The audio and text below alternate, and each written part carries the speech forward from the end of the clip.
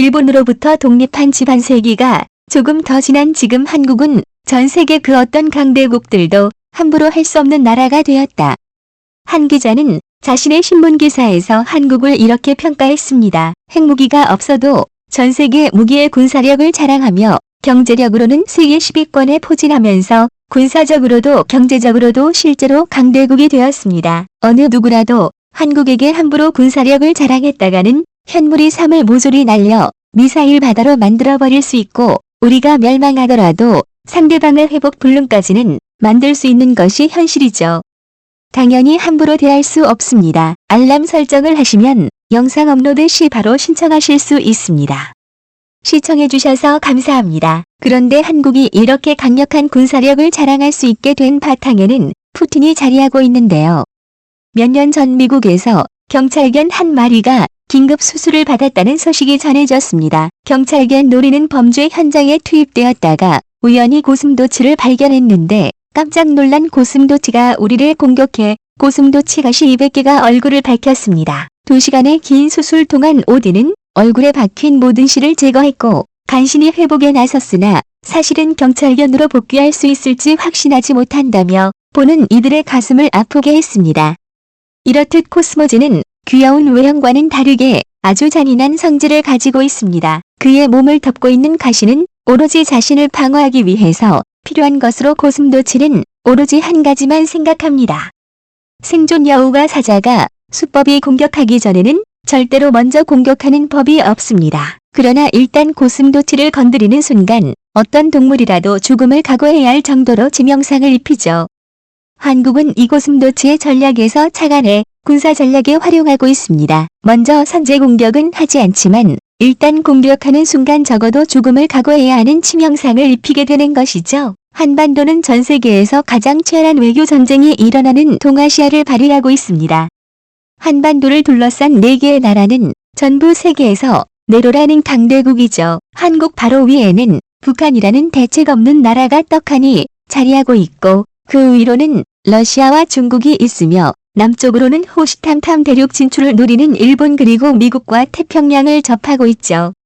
그 때문에 19세기 말부터 한반도는 열강들의 먹잇감이 되었습니다. 한반도를 시장 삼으려는 미국, 프랑스는 물론이고 일본은 개항을 요구하며 지속적으로 침범해왔고 동아시아 패권을 잡기 위해 일으킨 청일전쟁과 러일전쟁에서 승리하고는 결국 한반도를 식민지 삼았습니다. 하지만 1세기가 지난 지금 현재 한반도의 상황은 전혀 다르게 전개되고 있습니다.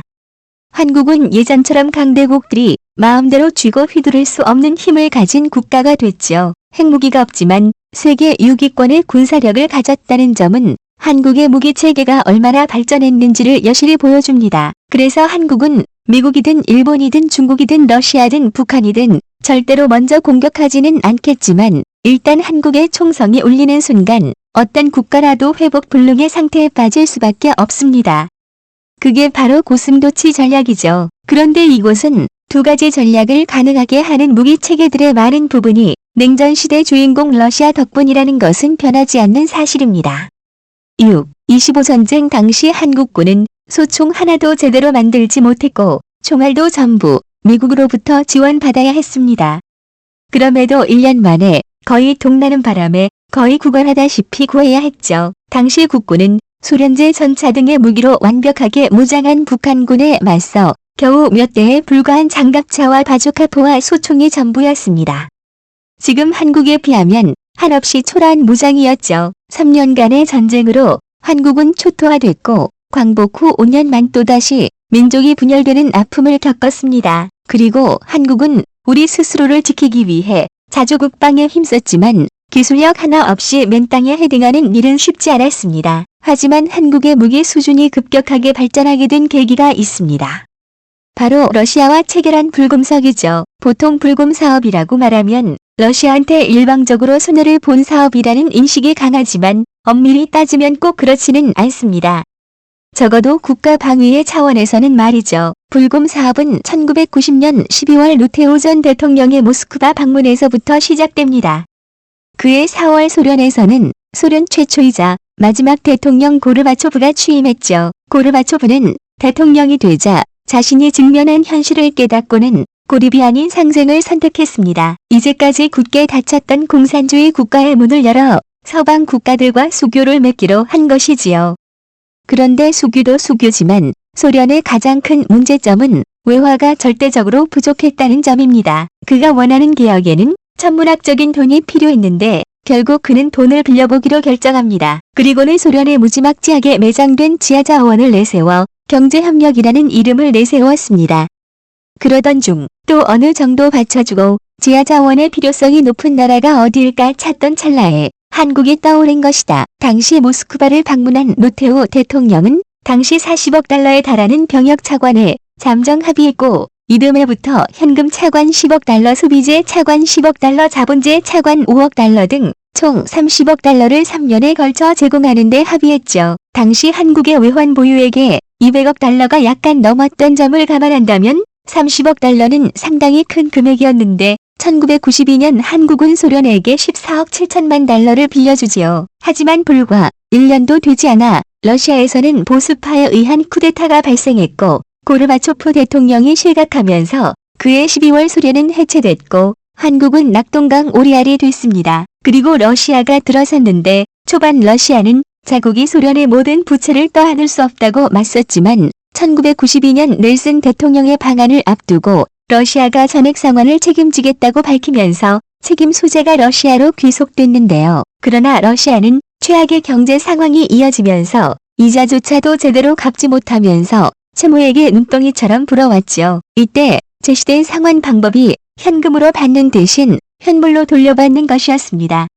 즉 러시아의 풍부한 천연자원과 방산물자로 대답하는 것이죠. 한국 정부에서는 처음 현금만 받겠다고 으름장을 놓았지만 아무리 쥐어짜도 나오지 않은 돈을 돌려받을 방법이 없어 선불 상환에 동의합니다. 그렇게 러시아 무기가 한국에 들어오기 시작했죠. 불금 사업은 1995년 1998년까지 1차 푸틴이 노무현 전 대통령과 체결한 2차 2002년 2006년 그리고 2010년부터 협상이 결렬되어 추진되지 않은 3차 불금 사업은 얼마 전 러시아 측에서 다시 논의하자는 이야기가 나오고 있습니다. 어쨌든 1차 사업에서는 러시아산 82 전차 MP3 장갑차 휴대용 대공 미사일 대전차 유도탄 등 4개 품목을 들여왔는데요.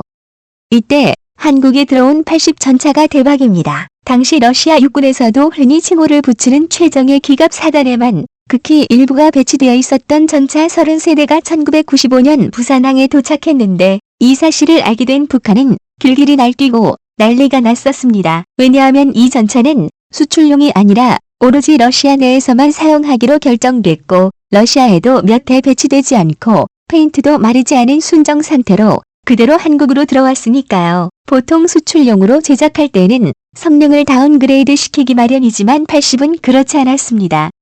이를 받아본 엔지니어들은 마음 놓고 분해하고 조립하면서 미국의 간담을 서늘하게 만들었던 소련의 전차 기술을 모조리 습득할 수 있었고 결국 이 기술을 바탕으로 K흑 표전차를 완성시켰죠. 미국산이 아닌 이상 최고 수준의 러시아 무기는 꿈도 못 꾸던 한국이었지만 못 받은 돈 대신 돈으로 환산할 수 없는 기술을 썼죠. 그리고 K흑 표를 전 세계 곳곳으로 수출하면서 한국의 무기 강국으로 도약함에 있어서 큰 기여를 했습니다. 그런데 한국이 자랑하는 K프 자주포든 K흑표든 이런 종류의 무기는 적군이 한국 영토에 상륙했을 때나 효과를 발휘할 수 있습니다. 이런 무기들은 공중에서 공격하는 것이 아니라 땅을 지지대로 삼고 있어야 효과를 발휘할 수 있으니까요.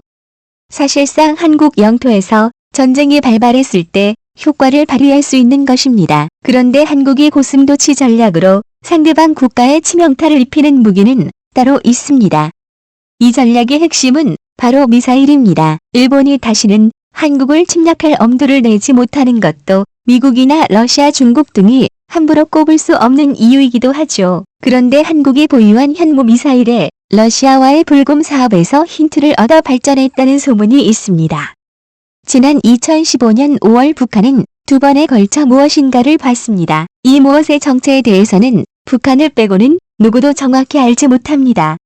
왜냐하면 정부가 이것을 미사일로 부르기를 꺼려했으니까요. 그런데 언론에 공개된 사진을 보면 러시아의 이스칸데르 단거리 탄도미사일과 굉장히 흡사한 모습인데 이는 당연한 이야기입니다. 왜냐하면 북한은 소련의 지원을 받아 6.25 전쟁을 일으킨 후에도 지속적으로 러시아 기술을 습득했으니까요. 사실 북한의 미사일 개발의 출발점은 소련제 스커드 미사일을 뜯어보고 다시 조립하면서 시작했기 때문에 러시아 기술에 대한 이해도가 높습니다. 이날 발사한 단거리 탄도미사일 역시 러시아로부터 얻은 미사일을 분석해 만든 것으로 보고 있는데요. 그런데 북한의 미사일과 러시아의 이스칸데르와 더불어 똑같은 모습을 가진 탄도미사일이 하나 더 있습니다. 바로 한국군이 보유한 현무 2배 탄도미사일이죠.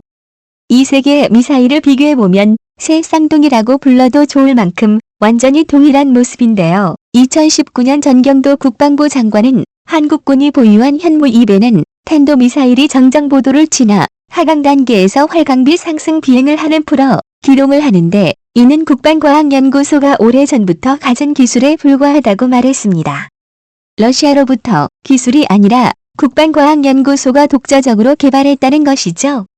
그런데 이를 두고 다양한 설이 떠돌고 있습니다. 이 현무 2대에 적용된 기술은 불곰 사업 당시 비공식적으로 한국에 들여와 미사일 설계에 영향을 미쳤다는 설도 있고 소련이 붕괴된 후 우크라이나에서 흘러나온 이스칸데르 설계도를 바탕으로 현무를 개발했다는 설도 있습니다. 돌출한 당사자도 입수한 당사자도 말이 없으니 아마 이 비밀은 영원히 무지겠죠.